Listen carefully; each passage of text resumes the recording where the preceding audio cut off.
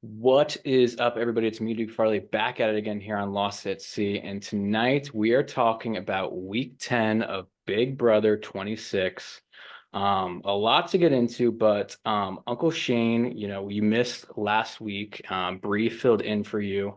So I just wanted to start off by saying, how are you? How you been? What's been going on? I'm good. I thought I watched the episode. I thought Brie was terrific. I don't understand how you guys don't know the Janky song. Like that's crazy to me. But yeah, I thought it was a good episode.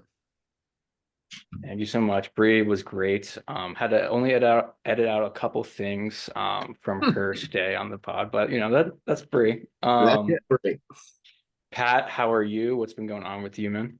Not much. I feel good. I'm excited to talk Big Brother. How are you? I'm doing well, man. I'm doing well. I'm excited to talk some Big Brother too. But before we get into it, Uncle Shane, we missed you last week. Your winner pick ended up winning HOH. But I wanted to get your take on the whole janky world twist. I know that we had alluded to it in past episodes about the shitty twist from like 2 years ago where they bring people in the backyard, and Dire it Fest. seems dire fest, and they brought it back. So I wanted to know what you thought of this. I what I loved about it was when they're like, "Do you guys like pizza? Do you guys like ice cream?" And everybody's like, "Yeah, we love pizza. We love ice cream. Do you got games?" And it's like everybody's so fired up, and they're like, "Yes, games!" And then it was like they take him to the backyard, and then it's got that annoying character, Janky. It was great. Like I love the whole part. Like I loved like at one point you saw like what they're sleeping on, these horrible Oh, cots. It was terrible. And they keep those lights on, right? Those lights are like on because it's on a lot in Studio City. So so it's like it's just shitty. It was terrible and I really enjoyed it. And I love it's like, and I know you guys talked about this, but when Angela won, and she danced for like 30 minutes while everybody else was going screaming, "I can do things." And she kept like oh, jumping around. And it was she's just like, even when she pulls off something amazing, you still hate her yeah. because Yeah, yeah. Um, you mentioned it, Angela winning the veto here in the janky world backyard. And interesting twist here, Pat, where there's a second veto in play, the janky veto. And you can win it, and if you get this simple carnival game, you can use a second veto. What did you think of this twist? I think if Leah would have just like blown the things over, she could have. It was crazy. That was that was like a free veto. And I mean, Chemo and fucking T-Core and Rubina, nothing. Big zilch. It's like, Yeah. yeah, that was the saving grace. I was like, oh my god, Thurston, they might actually do this. Not even close. Wasn't even kind of a flop of a twist there because Leah didn't even attempt to put it in play, and it didn't really matter because she had what she wanted. So it was a fun idea. There brought some like a glimmer of hope, but those guys just can't execute. So it was kind of like, eh. I mean, I've seen people that have like they're fully paralyzed have a better shot at knocking those three pins down than Leah did. I was like, are they super glued together? What? Like she hit him too. I don't get what happened. Do you think that was she was throwing, like, not throwing the ball, but like throwing that competition so she didn't have to potentially use the janky veto? I think so. I think she was like, I don't even want to put this in play Hmm. because like what would be because even if she did, she wouldn't have used it. There was no chance she was going to use it. I know they had alluded to it, but I was like, there's why do that? Yeah, they had alluded to maybe getting rid of Chelsea, putting up Yeah. T Court and Chelsea. So I mean, looking at it as what happened, we see, T Court is renominated, and then T Court is voted out in Janky World.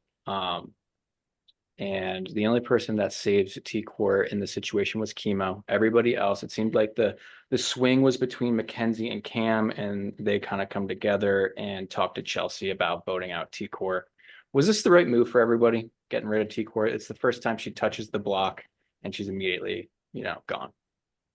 I think so. I think she's a great player, and if you could get her out, get her out. It sucked because it was the first time I saw her outside of her bathrobe, and she's actually very attractive and lovely. Like her goodbye was so sweet, and she loves everybody, and it was like, wow, it's finally some personality, and like I could get past the voice, and she was just this attractive, great player, and I was kind of bummed at that moment. Actually, I was bummed because I found her boring all season long until that episode. Yeah, I I I thought Tikor had a really good social game, and I guess she did a lot of work that I don't think we saw, Yeah. because clearly everybody loved her, and but towards the end there, I was like, oh, she's not really putting in any work. I felt like she wasn't even putting up a fight. I thought she was like, okay, I've accepted that I'm leaving, and that's that. And so that was a little disappointing to see from Tikor. I thought she would have tried to make a move happen or something. And I guess it was all kind of written on the wall there. So she might have not had a lot of wiggle room. But yeah, I mean, it that was the right move. I think she was the best out of the three. You have to break up that trio, and I think Tikor is the best player out of all of them. So Do you think also the fact that they were in Janky World for the entire week and there was moments that she was getting a little frustrated with Angela, maybe oh, she just kind of wanted to go. Angela talking throughout the entire competition. It's like it was like really rubbing Tikor the wrong way. that would, oh my God. I know. And you know what? Gramps is going to be watching this, and he's an Angela Stan. Gramps, He's the biggest Angela stan I've ever met. Gramps, I love you. But my God, you gotta stop defending that woman. Every episode, she's the worst. The worst.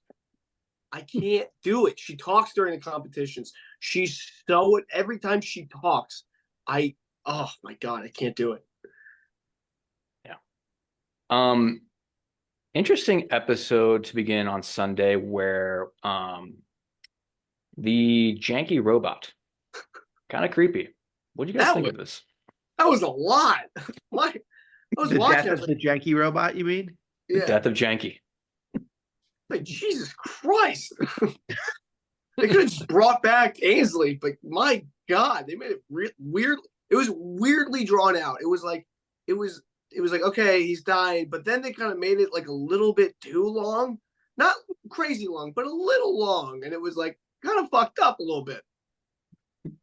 Yeah, it's kind of fucked up. You see the actual competitors were kind of feeling bad for the robot. Oh my God.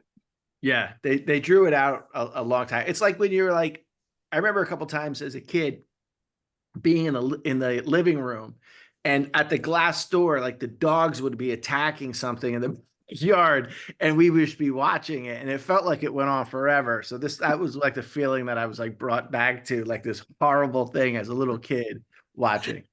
You're like, oh my God, please stop it. It kept going. Yeah. And then now Ainsley is it all evil? And I'm like, oh my gosh. And pornographic. Like, was it like Ainsley like in an outfit that was like, wait, what's happening here? Like, Ainsley, I think that might be my showmance. What's up, girl?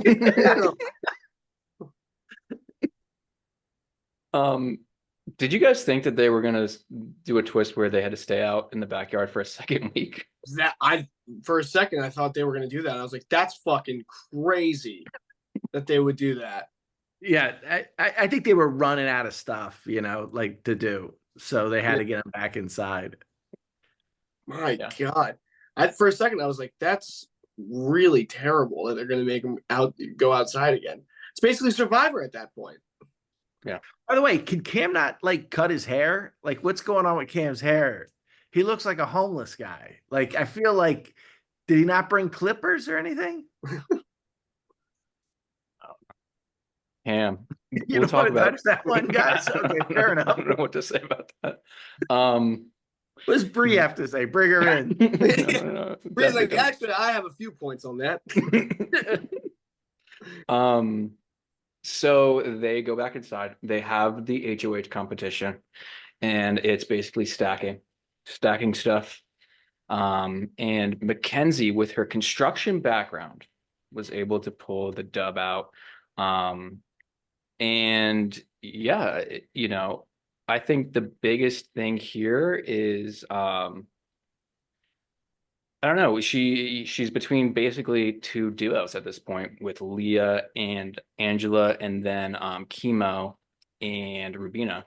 So what did you guys think of the route to, kind of nominate one from each in Angela and Chemo here? I thought it made sense. Like I think that like I think it was wise that that she chose Angela over what's her face's choice. Oh, like because she was being pressured to put Leah up. Yeah. Mhm. I felt like that wasn't the right play for her, and she didn't, she like listened, but then was just like, "That's okay, Chelsea. I'm gonna go with Angela," and so I like that. I thought that was the right move for her. Yeah, I think personally for Mackenzie, I think her and Leah have a pretty decent relationship. So it just makes sense to put up Angela. And this is probably the first week where people are finally realizing that Angela's the threat. Angela is a threat. And it's gotten to that point now. It's like we need to address this now because she keeps winning. Nobody's recognizing that, and she is now the number one target. But I Patrick, mean, not to cut you off, but hasn't that happened the past like 3 or 4 weeks what? where we're like, this is the week, I'm not. we're taking out Angela. Well, you cut me off here, dude, because I did not say that. I think she's going home. I think Angela will find her way off the block. I will, but I think this is the first week that people are actually realizing that Angela has a resume and she is dangerous. I feel like a lot of people have overlooked her because of how annoying she is. But I think this is the first week where we're like, okay, no, she is actually dangerous. So I don't know. I can't. She might not go home. There is a very good, knowing this game and the way Angela's been playing, there's a very good possibility she's off the block or she survives the vote because that's Angela. She can't die. She's a cat. She's got 9 lives. I don't know what it is. For some reason, they keep her. So I'm not counting Angela out anymore. But this was the first week I think we saw people be like, okay, Angela's not like somebody we should take lightly anymore. I'm just thinking of the two people that are now sitting in the jury house, Quinn and T-Core. And if you're sitting in a final two with Angela and these are the first two jurors, they're not voting for Angela, Pat. They're pissed at her. Why would you vote Angela out at this point? Is what I'm saying. Well, I mean, I guess it depends on who you're sitting next to because Angela does have competition wins, regardless of her attitude and like how she interacts social game. She does have comp wins. That's a very easy thing to hold against someone. It's like I have more. She has some of the most comp wins, but I do agree with you where it's like she is a very very. I would take Cam over Angela any day of the week to sit next to, just because I don't think he's done anything. So it's like why take somebody that actually kind of has a resume when you can keep Cam, even though people like him, he hasn't done a thing. It's like, okay, so Cam is the new Angela, but Angela, I don't think Cam's getting any votes, but I don't know. I think I see a world where Angela might, because she has a resume. The only way Angela stays this week if she wins the veto. If she wins the veto and it's a puzzle veto, because that's I think the only competition she can beat them, and she's got a really good shot if it's if it's a puzzle. Somehow she pulls those out. Yeah, and it's crazy because she almost came close to. She had 20 pieces. I mean, she initially had 25, and then she slammed her button, and 5 pieces fell off. So, and then she was top 3 anyway. So it's like she's killing it. She really is. As painful as it makes me feel, because I can't stand her. I think she's terrible. She's killing it, and it bothers me. But Pat, do you know who doesn't think that Angela can win the game? Zingbot. Zingbot does not think that Angela can win the game. Made it pretty clear. Yeah. He had a whole song about how she's not going to be winning the game. What did we think about the appearance of Zingbot? Any good burns? I love this part of the season. Zingbot did not disappoint this week. Like he destroyed he destroyed Leah, basically called her an idiot. Like, like she's a dummy. Um was it Mackenzie has like terrible feet? She's just dirty. Yeah. What a ricochet shot there. That was crazy. And dirty. Yeah. Chelsea just is never gonna Cam's never gonna like want you. That's embarrassing. That one sucked. That one like, was like that's brutal. Seemed like people were a little quiet on that one too. Everybody was like, ooh. Chemo's just a fucking snore. Yeah. Like, I love that one because that was the first one, and that was like, I thought, wow, if we're starting there, yeah, we're gonna end somewhere special. Yeah. Who else are we missing? What about Rubina? Rubina had like a little poem about Tucker. Getting Tucker voted out. Yeah. Yeah. Death. That was like the only one that was kind of boring. Yeah. But yeah, I thought Cam's was funny too. It was like, just nothing.